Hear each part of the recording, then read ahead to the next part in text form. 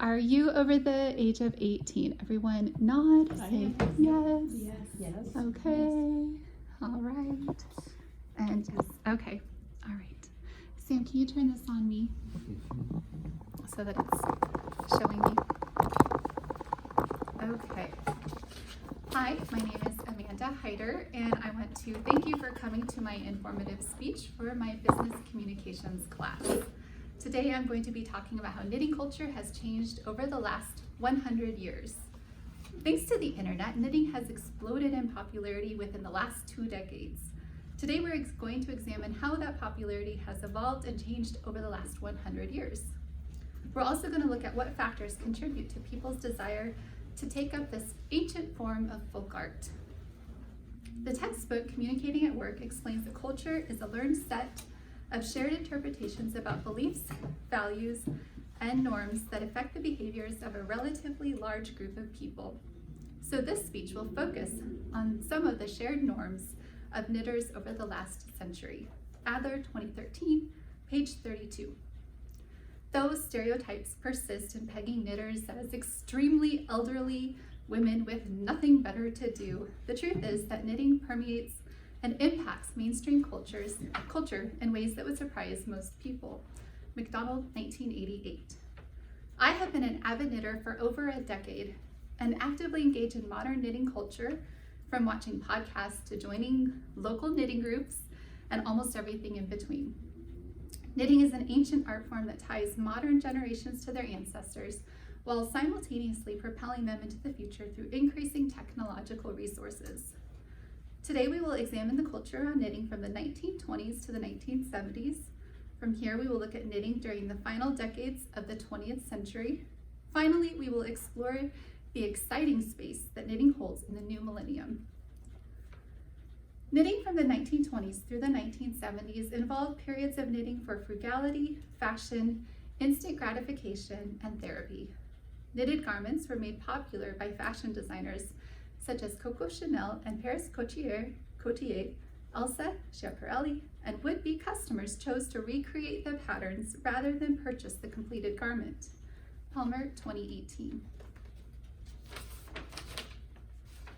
Hand knitting was considered en vogue during the Great Depression, when high fashion items could be recreated by the crafter for a small fraction of the original cost. McDonald, 1988.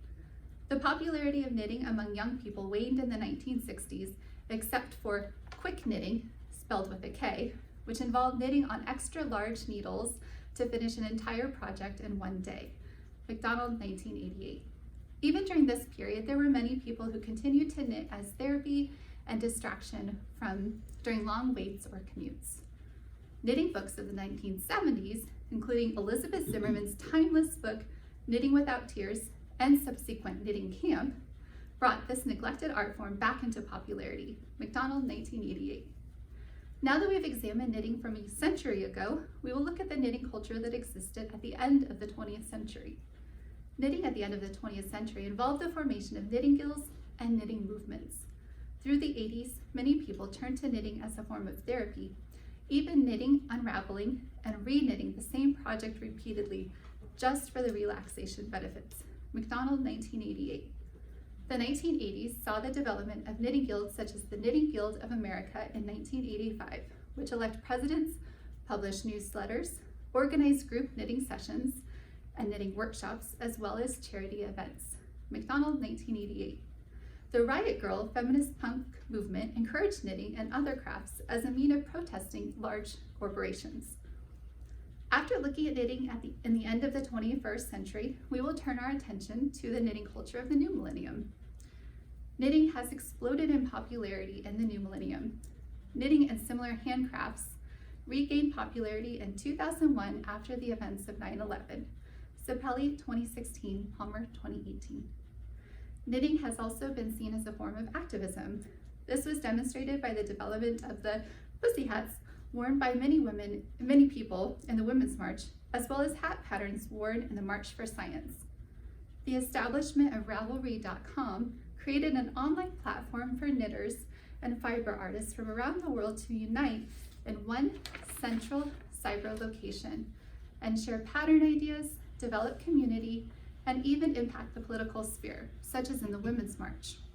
Social media platforms such as blogs and YouTube made it infinitely easier for people like me to begin knitting through online tutorials and lessons. These platforms have also made it simpler for knitters to find each other and create in-person knitting groups and communities. I have personally benefited from the use of such websites, as these have afforded me the opportunity to learn new and innovative techniques, find local knitting groups, and feel connected to people from around the world who share my passion for knitting. This is a shawl that I knit from a mystery knit along. First, I found out about this through my local knitting group. I found out about my local knitting group through Instagram. In a mystery knit along, all the participants gather the supplies in advance and wait for the pattern to be released. Clues are released each week so that only a small section is knit at a time. The designer, Stephen West of Amsterdam, sold this pattern on Ravelry. It was then delivered to my email inbox after I purchased it. And then he used YouTube to teach us new and exciting techniques in order to make this exquisite shawl. Several people in my knitting group participated, so I was able to interact with people both in person and online as I knit and completed this exciting piece. Today we have examined how the knitting culture has changed throughout the last 100 years. We began by briefly discussing hand knitting from the 1920s to the 1970s, then moved into the changes that occurred at the end of the last century, and ended with a glimpse into just some of the ways that knitting has become popular in the 21st century through technological advancement. Now you have a frame of reference, of historical reference, the next time you notice someone knitting away as they wait at the doctor's office. Thank you so much for attending my speech. And then we'll just pan back around to show that you're still here. So, thank you. Everyone is still here. All right.